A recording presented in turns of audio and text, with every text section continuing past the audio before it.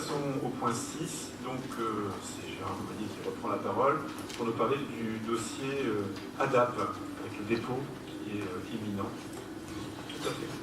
La loi du 11 février 2005 pour la l'égalité des droits et des chances, la participation et la citoyenneté des personnes handicapées impose la mise en place en accessibilité des établissements publics ERP et des installations ouvertes au public IOP au 1er janvier 2015.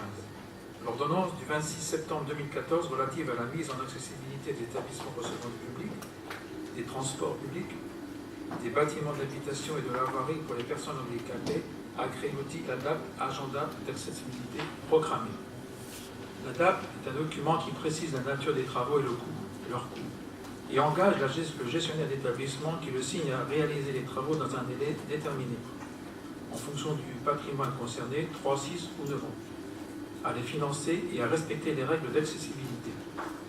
L'agglomération Mont-Saint-Michel-Normandie compte 116 bâtiments, dont 112 ERP, 4 installations ouvertes au public, c'est la façon de dire IOP, ça correspond façon élégante de dire des toilettes.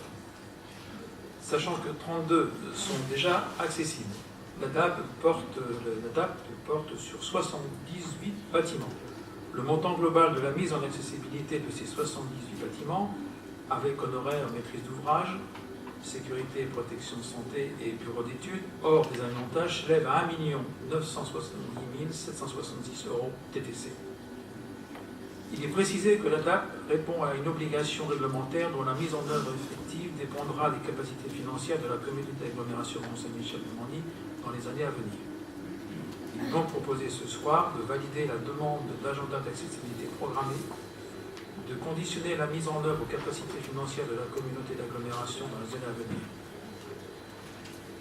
Petit détail, si vous voulez, il est certain que certaines ex-communautés communes avaient commencé l'étude et certains travaux.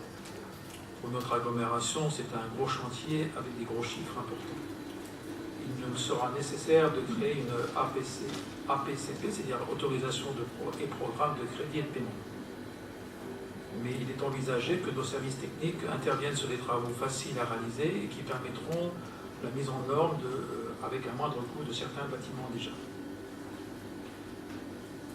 Une présentation a été faite sur les 5 pôles territoriaux. D'ailleurs, c'est l'occasion que je prends ce soir pour remercier les services du patrimoine qui ont beaucoup travaillé sur ce dossier.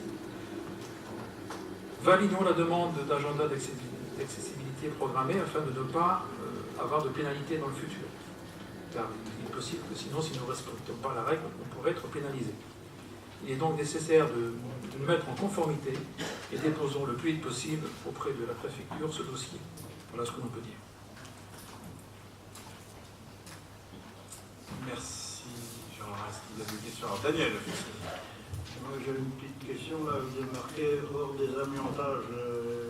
Les amiantages n'est pas obligatoire pour le moment. Alors, si vous voulez, le montant qui chiffrait, ça a été fait, encore une fois, par les services, nos services, mais aussi certains cabinets d'études. Nous avons le montant estimatif des travaux à réaliser pour rendre en conformité donc, les bâtiments, mais le désamiantage, bien souvent, n'est pas pris en considération. C'est pour ça que ce chiffre est annoncé sans le montant du désamiantage. Ça sera du coup par coup. Oui, mais la question, c'est est-ce que le désamiantage est obligatoire ou pas? Ah ben, pour réaliser certains travaux, c'est obligatoire. Voilà. Si on touche à certains corps du bâtiment sur lequel il est susceptible d'avoir de l'amiante, il est bien obligé de passer par un désamiantage. Et ce n'est pas spécifique pour l'agglo, c'est vrai pour les communes partout, on est bien d'accord. Cette loi n'est pas spécifique à l'agglo, on l'a déjà dans nos communes. Les amendes. Moi, je me rappelle quand on a été élu, on avait été à Saint-Lô et il y a une mairesse qui avait posé la question à la préfète. Elle dit l'amende sera de combien parce que nous, on est incapable de payer les travaux. Et la préfète avait pas lui répondre. Je ne sais pas si vous vous rappelez de ça, mais moi je m'en rappelle. Bah, déjà, ce qu'on peut dire, c'est que si on ne dépose pas cet agenda, on s'expose à une amende. L'amende, aujourd'hui, on la connaît. Le fait de ne pas déposer l'agenda, c'est 5 000 € pour les établissements recevant du public. Déjà. Par établissement. Alors, Donc la nécessité de déposer plus que jamais, on est bien d'accord. En plus, si on ne respecte pas certaines règles, on peut aussi avoir des poursuites judiciaires et puis aussi risque d'amende. Les amendes, ça peut aller jusqu'à 225 000 euros. Donc tout ça, c'est ce qui est écrit dans la loi. Après, l'application, c'est peut-être autre chose. Néanmoins, il faut le savoir, on a vraiment une nécessité de déposer cet agenda. Mais là encore, ce n'est pas spécifique parce qu'on s'appelle agglomération, c'est vrai aussi pour nos communes. Voilà pour ces explications. Est-ce qu'il y a d'autres questions? A priori non, donc je vous propose de passer au vote, ce qui permettra ensuite de déposer ce dossier.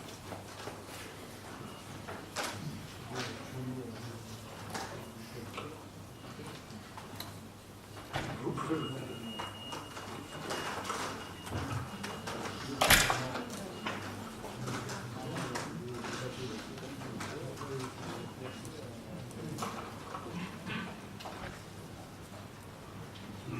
Donc 125 votes reçus, 123 favorables, aucun vote négatif et 2 abstentions. Donc question adoptée à la majorité.